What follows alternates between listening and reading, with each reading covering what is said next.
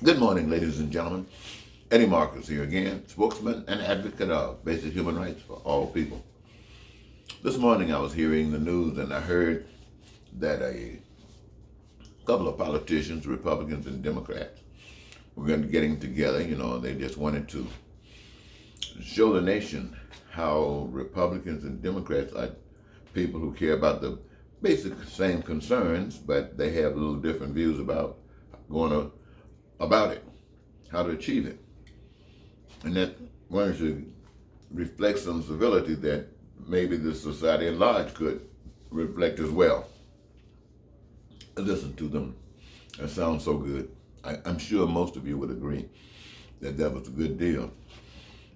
There was probably a time I thought that was a good deal as well. However,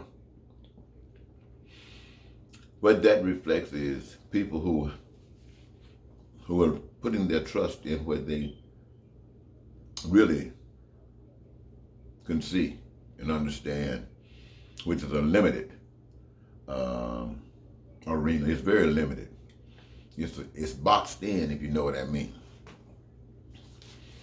You see, I can say that because there was a time that I guess I agreed with this as well. I agreed that when human beings go around and take something that belonged to other people, take it. That belonged to other people, and I benefited from it, it was okay. It was right on time.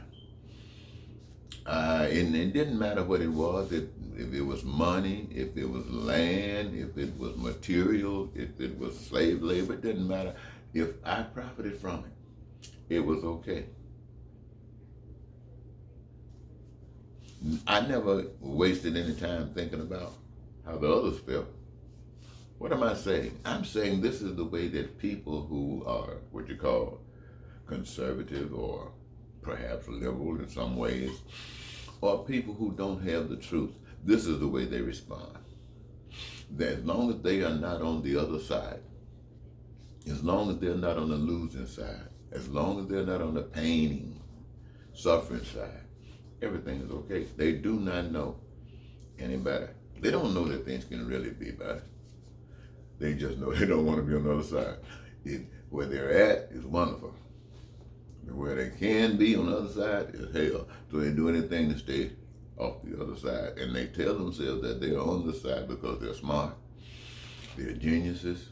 They know how to have wisdom and to be cunning. And the people on the other side don't.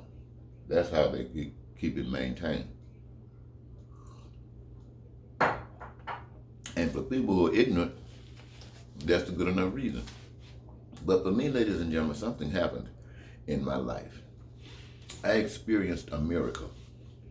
Now, what is a miracle? A miracle is something that you experience, that you recognize that no human being on this earth could do anything like that.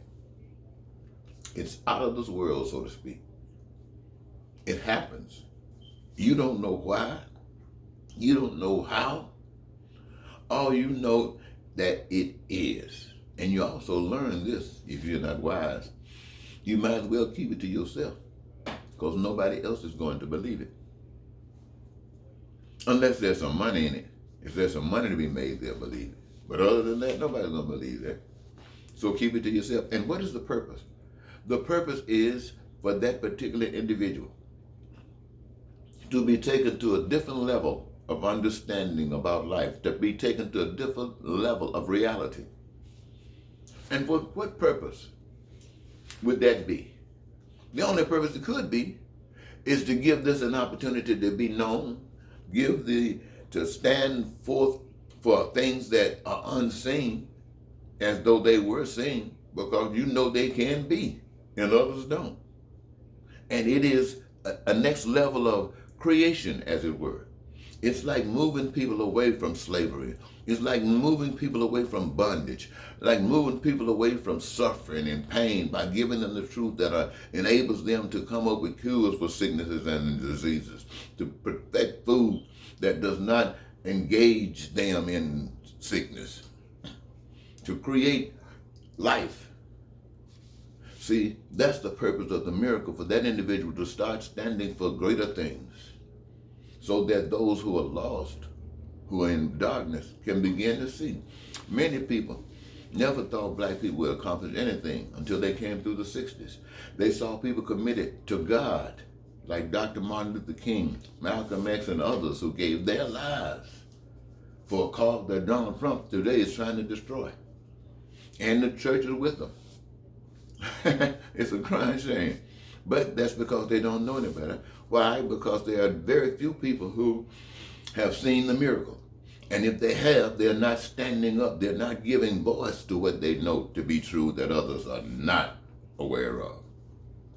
So, ladies and gentlemen, I take this moment to tell you that there is a God, and that all your pains and sufferings are created because you are giving power to a deceitful God, a lying God, a lying God. Let me say it again, a lying God. And for those of you who are in the United States of America, all you got to do is look at Donald Trump and see what a liar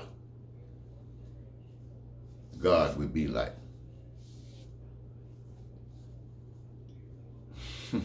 And that would be Satan. So until next time, ladies and gentlemen, I want to thank you for this time. Goodbye.